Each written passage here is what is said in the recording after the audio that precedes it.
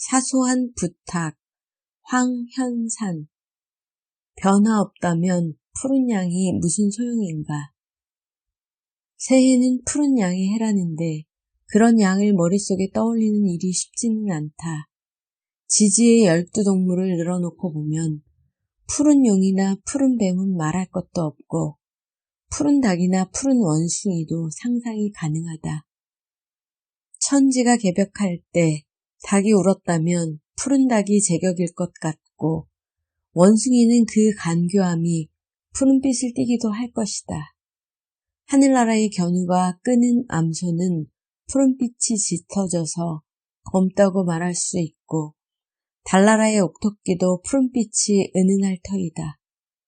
우리가 푸른 양을 상상하기 어려운 것은 양이 우리의 신화나 전설 속에 등장한 적이 없기 때문이기도 하다. 아니, 신화를 들먹일 것도 없이 아마도 한국 전쟁 전까지는 우리의 삶에 양이란 동물이 없었다. 전쟁 후에 백양이라는 담배가 있었다. 양이 없던 나라의 담배에 그런 이름이 가능했던 것은 담배 연기가 하얀 양털을 연상케 한 때문이기도 하겠고 담배 피우는 한가한 시간에는 하얀 양떼가 풀을 뜯는 서구의 살록을 꿈꿀 수도 있다는 생각을 그 이름에 담았을 수도 있겠다. 전통적으로 숨결은 백색으로 표현되지만 푸른색이 오히려 더 적합할 것 같기도 하다. 진해질 수도 옅어질 수도 없는 백색은 언제까지나 백색으로 남아있지만 푸른색은 옅어져서 투명함에 이를 수도 있다. 그래서 청색은 비물질적 이미지를 누린다.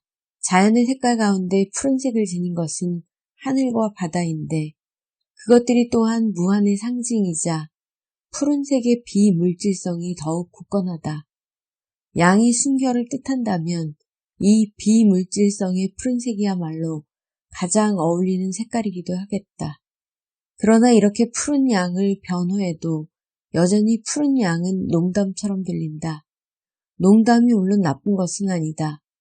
새로운 농담이기만 하다면 세상의 거대한 변화는 농담으로 시작한다. 프랑스 대혁명을 예고했던 디드로의 해학 넘치는 소설 리모의 조카나 보마르쉐의 희극 피가로의 결혼이 그 증거다. 봉건 시대에 양반 상놈이 없는 세상이란 말보다 더 새로운 농담이 어디 있었겠는가.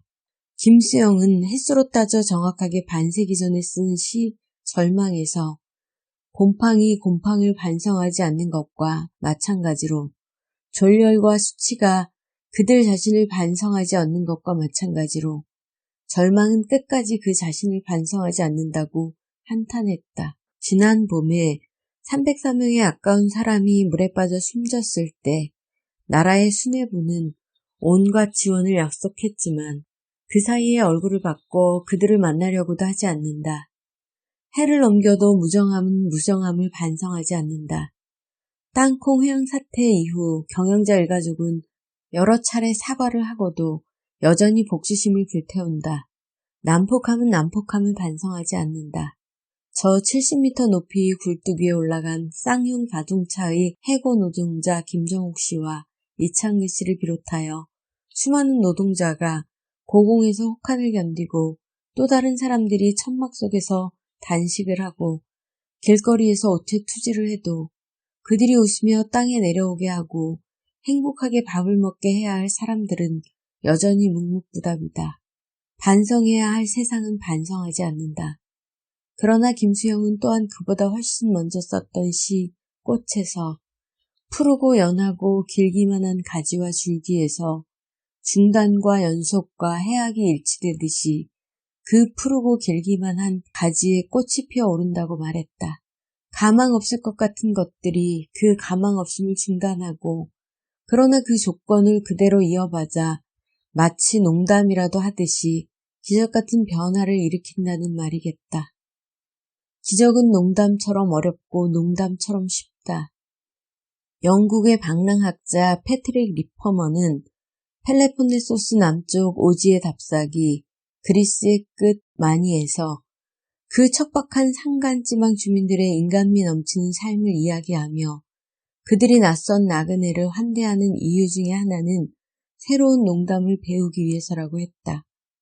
산으로 막히고 바다로 끊어진 황지에서 그 삶과 똑같이 오래된 농담을 반복하며 즐기던 사람들에게 다른 땅에서 먼 길을 걸어온 손님은 새로운 농담을 전해주는 사람이고, 그래서 천사와 다름없다. 새로운 농담이 삶의 새로운 변화 그 자체는 아니더라도 그에 대한 기약일 수 있기 때문이다. 우리가 생각하기 어려웠고 지금도 어려운 한 마리 푸른 양은 반성하는 곰팡이나 반성하는 절망처럼 가당치도 않은 농담일지 모르지만 상상력이 낡은 상상력을 뛰어넘지 않으면 농담도 변화도 없는 것이 확실하다. 찬바람 속에 솟아오르는 새해가 아무리 찬란하다 한들 저 어렵고도 쉬운 농담을 그 반성의 변화를 불러오지 않는다면 그게 무슨 소용이 있겠는가.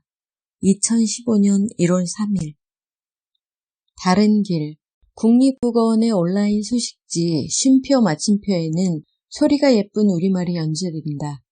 주로 송알송알, 앙글앙글, 자밤자밤 같은 첩어들이 소개된다. 같거나 비슷한 어절이 반복되니 당연히 박자가 좋고 또 많은 경우 토속 정서와 연결돼 있어 말하는 쪽에서나 듣는 쪽에서나 몸이 벌써 그 실감을 따른다. 게다가 대부분 의성어나 의태어다 보니 말 하나하나가 그 자체에 비디오나 오디오를 단 것처럼 느껴지기도 한다. 이런 말을 입에 올리면 입담이 좋다는 말을 듣고 글에 올리면 글에 생기를 주고 흥을 돋운다. 그러나 자주 쓰면 글이 늘지 않는다는 이야기도 듣게 되는데 이유가 있다. 글에 의성어와 의태어를 많이 쓰게 되면 쓴 사람의 사고가 너무 단순하거나 게으른 것은 아닌지 의심이 들 수 있다. 이런 말들은 글에 현실감을 주는 듯 하면서도 실제로는 구체성을 없애는 경우가 적지 않기 때문이다.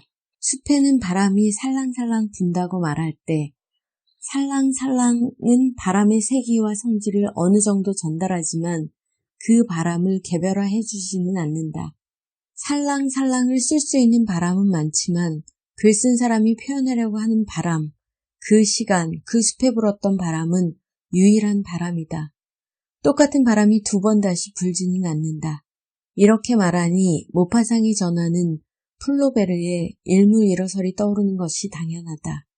플로베르는 제자 모파상에게 온 세상에 완전히 똑같은 두 알의 모래나 두 마리 팔이나 두 개의 손이나 두 개의 코가 없다는 진실을 말하고 나서 어떤 인물이나 사물을 단 몇 줄의 문장으로 뚜렷이 개별화하고 다른 모든 인물이나 사물과 구별될 수 있도록 표현하라고 했다.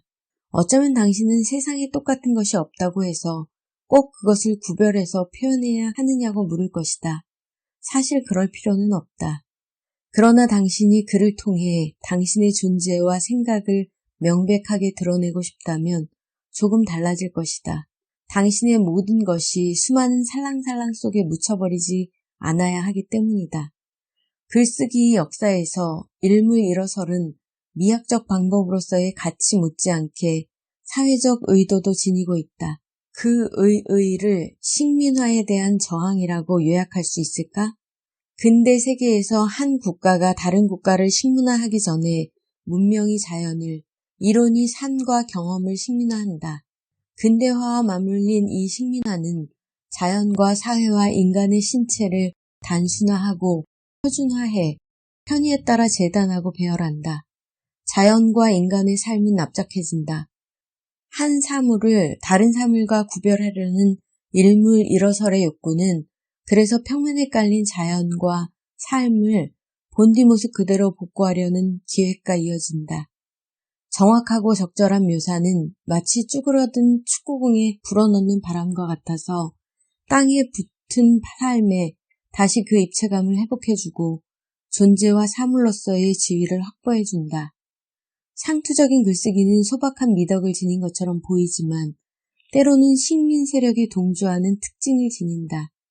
자신의 삶에 내장된 힘을 새롭게 인식하려 하지 않고 산다는 것이 늘 그런 것이라고 말하기 때문이다. 예술가는 남이 가지 않은 다른 길을 간다는 말이 있다. 그 다른 길은 그렇게 멀리 있는 것이 아니고 그렇게 추상적인 것도 아니다. 당신이 저 상투적인 살랑살랑 대신 다른 말을 써넣는다면 당신은 벌써 다른 길을 가고 있는 것이다. 당신은 벌써 예술가다. 2015년 5월 12일